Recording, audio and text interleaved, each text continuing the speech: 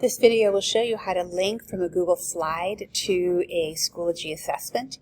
So I'm going to go ahead and highlight this text here and use my keyboard Command K. So that's where I'll paste the link. I'm going to go over to the math folder where the assessment is located. We cannot link directly to the assessment because that will open the teacher version and students will not have access to it. So instead we're going to link to the open folder. I'll copy that URL and come back here and paste that and apply.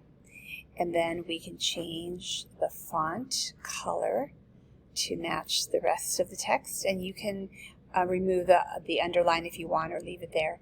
Notice that the following text explains what they're supposed to do once they open the Schoology page to tap on the assessment link. So we're going to do that now.